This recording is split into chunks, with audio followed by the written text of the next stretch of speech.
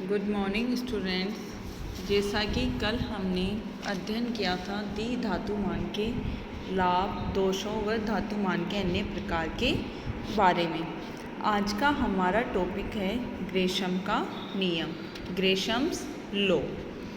अब ये नियम की शुरुआत कैसे हुई, इसकी उत्पत्ति कैसे हुई?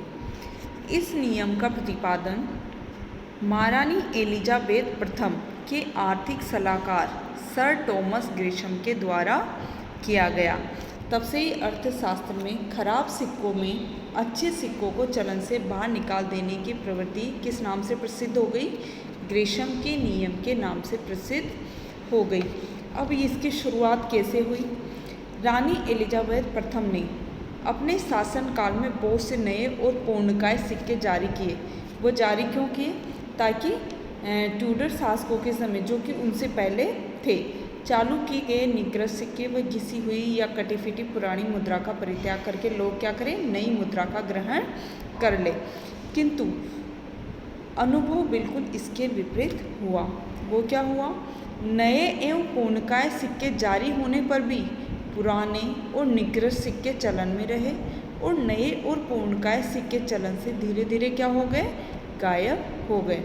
तो इसका पता लगाने के लिए महारानी एलिजाबेथ प्रथम ने ग्रेशम को, सर टॉमस ग्रेशम को नियुक्त किया और ग्रेशम ने ये एक सर्वेक्षण करके ये स्पष्टीकरण किया कि जो बुरी मुद्रा होती है वो अच्छी मुद्रा को चलन से बाहर कर देती है, पर अच्छी मुद्रा बुरी मुद्रा को चलन से बाहर नहीं कर पाती है, और इसी नियम को ग्रेशम का नियम कहा जाता है। अब अच्छी मुद्रा में हम किसको शामिल करते हैं?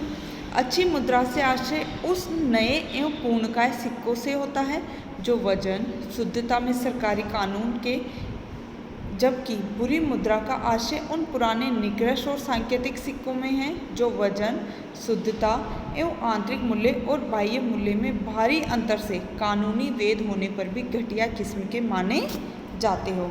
तो ये डिफरेंस होता है एक अच्छी मुद्रा और बुरी मुद्रा में।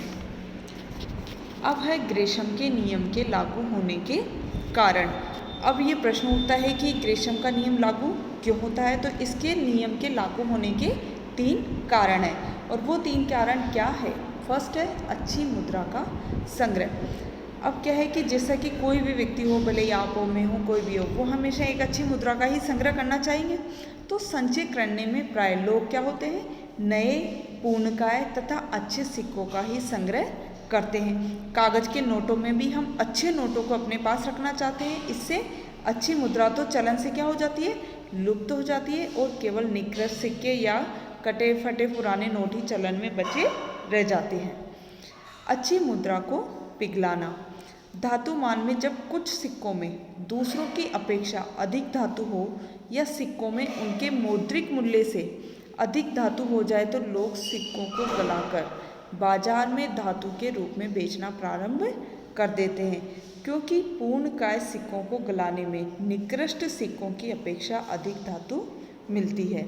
और द्विधातुमान में जब टकसाली मूल्य और बाजार मूल्य अनुपात में अंतर हो जाता है तो लोग उन सिक्कों को गलाते हैं जिनका बाजार मूल्य अधिक होता है। इससे नए और पूर्णकाय सिक्के ही पिघलाने के लिए चुने जाते हैं। तो इसीलिए ग्रेशम का नियम लागू होता है। अच्छी मुद्रा में विदेशी भुगतान। विदेशी भुगतानों में मुद्रा के आंतरिक मूल्य का महत्व होता है, क्योंकि एक देश की मुद्रा का मौद्रिक मूल्य दूसरे में क्या वैधानिक ग्रहण नहीं होता। अतः विदेशी भुगतान में पूर्णकाय और नए सिक्के दिए जाते हैं, या दूसरे देशों में अगर उस धातु के सिक्कों का मूल्य अधिक लगाया जा रहा है तो निर्यात कर दिए जाते हैं। तो इस प्रकार से ग्रेशम के नियम के लागू होने के ये 3 प्रमुख कारण है। ग्रेशम के नियम का क्षेत्र। ग्रेशम के नियम के लागू होने का क्षेत्र सभी प्रकार के मुद्रामानों में है, लेकिन इसका सबसे मुख्य क्षेत्र द्विधातुमान ही माना जाता है। ये नियम पहले धातुमान में लागू माना जाता था, पर वास्तव में ये पत्र मुद्रामान में भी लागू होता है। इसका फर्स्ट क्षेत्र है एक धातुमान के अंतर्गत ग्रेशम का नियम। एक धातुमान में एक ही धातु के प्रमाणित सिक्के जो कि प्रचलन में रहते हैं, जैसे कि एक धातुमान के क्या एग्जाम्पल है? जैसे कि स्वर्णमान और दूसरा रजतमान, तथा साथ साथ सांकेतिक सिक्के भी प्रचलन में हो सकते हैं। तो दो अवस्थाओं में ये नियम लागू होता है। पहली अवस्था है जब देश में केवल मानक तथा पूर्णकाय सिक्के ही चलन में होते हैं, और जब पुराने और घिसे हुए सिक्के भी नई मुद्रा के साथ चलन में होते हैं, तो पुराने और घिसे सिक्के नई और पूर्णकाय सिक्कों को प्रचलन से बाहर निकाल देंगे।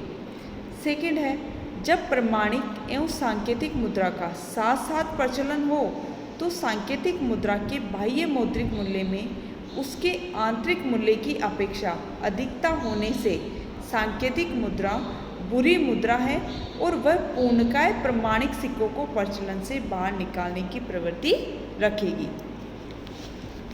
नेक्स्ट, द्विधातुमान के अंतर्गत ग्रेशम का नियम। अब द्विधातुमान क्या है? जिसमें दो प्रकार की धातुओं के प्रमाणिक सिक्के प्रचलन में रहते हैं, जैसे स्वर्ण और चांदी या फिर रजत, और सरकार द्वारा उनकी परस्पर परिवर्तनशीलता की टकसाली दर निश्चित होती है। पर जब बाजार दर और टकसाली दर में भिन्नता आती है, किसमें? द्विधातुमान में, तो वह मुद्रा जिसका बाजार में अधिक मूल्य लगाया जा रहा है तो चलन से बाहर हो जाती है। जैसे मान लो स्वर्ण और रजत के सिक्कों की टकसाली दर क्या है? 1.15 है, पर बाजार में चांदी की पूर्ति में वृद्धि होने से क्या हुआ? जब पूर्ति में वृद्धि हो गई तो चांदी सस्ती हो जाती है और बाजार में विनिमय दर क्या हो जाती है? 1.16। तो बाजार में सोने का मूल्य टकसाल से अधिक लगाया जाने के कारण अच्छी मुद्रा है, जबकि चांदी के सिक्के क्या है? खराब मुद्रा। तो स्वभावतः स्वर्ण के सिक्के लुप्त होते जाएंगे और बाजार में चांदी के सिक्के प्रचलन में रह जाएंगे। धात्विक मुद्रा एवं पत्र मुद्रा का साथ साथ चलन। धात्विक मुद्रा और कागजी मुद्रा के साथ साथ प्रचलन में धात्विक मुद्रा पत्र मुद्रा की अपेक्षा अच्छी मुद्रा है। अतः कागजी मुद्रा धात्विक मुद्रा को चलन से बाहर करने की प्रवृत्ति रखेगी, क्योंकि कागजी मुद्रा का यथार्थ मूल्य क्या होता है? नगण्य है। जैसा कि प्रथम विश्व युद्ध के समय ग्रेट ब्रिटेन में ये नियम क्रियाशील हुआ, जिसमें स्वर्ण सिक्के तथा कागजी मुद्रा साथ साथ प्रचलन में होने पर स्वर्ण सिक्के चलन से लुप्त हो गए। कागजी मुद्रा मान में ग्रेशम का नियम। अब इसके कागजी मुद्रा मान में ग्रेशम के नियम की क्रियाशीलता की 3 अवस्था है। फर्स्ट है प्रतिनिधि एवं विनिमय पत्र मुद्रा के साथ साथ चलन में होने पर प्रतिनिधि पत्र मुद्रा द्वारा बाहर निकाल दी जाएगी। सेकंड है परिवर्तनशील एवं अपरिवर्तनशील पत्र मुद्रा के साथ साथ प्रचलन में होने से अपरिवर्तनशील पत्र मुद्रा परिवर्तनशील पत्र मुद्रा को बाहर कर देगी। नेक्स्ट, जब अपरिवर्तनशील एवं प्रादिष्ट पत्र मुद्रा साथ साथ प्रचलन में हो तो प्रादिष्ट मुद्रा खराब होने से अपरिवर्तनशील पत्र मुद्रा को चलन से बाहर कर देगी। नेक्स्ट, जब नए और फटे पुराने नोट साथ साथ प्रचलन में होते हैं तो लोग नए नोटों को तो अपने पास रखना चाहते हैं और पुराने नोटों को पहले काम में लाना चाहते हैं। इससे फटे पुराने नोट नए नोटों को चलन से बाहर कर देंगे। ये थे ग्रेशम के नियम के क्षेत्र। अब है ग्रेशम नियम के अपवाद क्या है। वैसे तो ग्रेशम का नियम क्या होता है? एक सर्वव्यापी प्रतीत होता है, लेकिन कुछ परिस्थितियां ऐसी भी होती है जिसमें ये नियम लागू नहीं होता है। वो कौन सी है? फर्स्ट है निकट मुद्रा की अपर्याप्त पूर्ति। अगर देश में बुरी मुद्रा की पूर्ति सीमित हो तो बुरी मुद्रा अच्छी मुद्रा को चलन से बाहर नहीं कर सकेगी और यहाँ पर क्या होगा? ग्रेशम का नियम लागू नहीं होगा। मुद्रा की मांग उसकी पूर्ति से अधिक हो। जब देश में अच्छी तथा बुरी मुद्राओं की कुल पूर्ति अगर देश में व्यवसाय व विनिमय के माध्यम की मांग से कम है तो अच्छी और बुरी दोनों प्रकार की मुद्राएं चलन में रहेगी, अर्थात बुरी मुद्रा अच्छी मुद्रा को चलन से बाहर नहीं कर सकेगी और ग्रेशम का नियम क्रियाशील नहीं होगा। खराब मुद्रा का स्वीकार योग्य न रहना। जब खराब मुद्रा इतनी खराब या निकृष्ट हो चुकी हो कि उसे स्वीकार करना संभव न हो सके, जैसे अत्यधिक घिस जाना या इतना अधिक कटफट जाना कि पहचानना भी मुश्किल हो जाए, तो वह मुद्रा भी अच्छी मुद्रा को चलन से बाहर नहीं नहीं कर पाएगी, बल्कि वो स्वयं ही स्वीकार न किए जाने के कारण बाहर हो जाएगी। तो यहाँ पर भी ग्रेशम का नियम लागू नहीं होगा अत्यधिक खराब मुद्रा की स्थिति में। अंतर्राष्ट्रीय स्तर पर द्विधातुमान। अगर अंतर्राष्ट्रीय स्तर पर द्विधातुमान अपना लिया जाए तो द्विधातुमान में ग्रेशम के नियम को क्रियाशील होने से रोका जा सकता है, क्योंकि इससे सापेक्षिक क्षतिपूर्वक प्रक्रिया दोनों प्रकार के धातुओं की टकसाली दर तथा बाजार दर में स्थिरता रखेगी और ग्रेशम का नियम लागू नहीं होगा। भिन्न भिन्न कार्य क्षेत्र व उद्देश्य।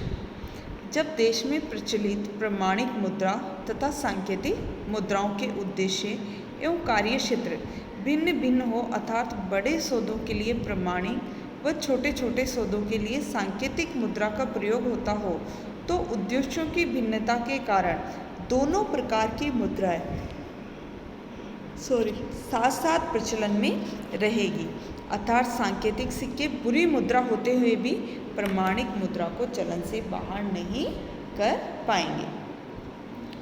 निकृष्ट मुद्रा का सामूहिक बहिष्कार। अगर देश के सभी लोग निकृष्ट मुद्रा को स्वीकार न करने का निश्चय कर ले तो अच्छी मुद्रा चलन में रहेगी। निकृष्ट मुद्रा बुरी मुद्रा होने के बावजूद सामूहिक बहिष्कार के कारण स्वयं ही बाहर हो जाएगी और अच्छी मुद्रा चलन में रहेगी। बैंकिंग व्यवस्था की पर्याप्त प्रगति। जब देश की बैंकिंग प्रणाली इतनी विकसित हो जाए कि लोग सभी प्रकार के मौद्रिक लेन देन बैंक चेक ड्राफ्ट आदि साख पत्रों से करने लगे तो अच्छी बुरी मुद्रा का भेद ही समाप्त हो जाएगा और ग्रेशम का नियम लागू नहीं होगा। जनता द्वारा अच्छी और बुरी मुद्रा में भेद न किया जाए। ये नियम लोगों की अच्छी और बुरी मुद्रा में भेद करने की स्वाभाविक प्रकृति पर भी आधारित है।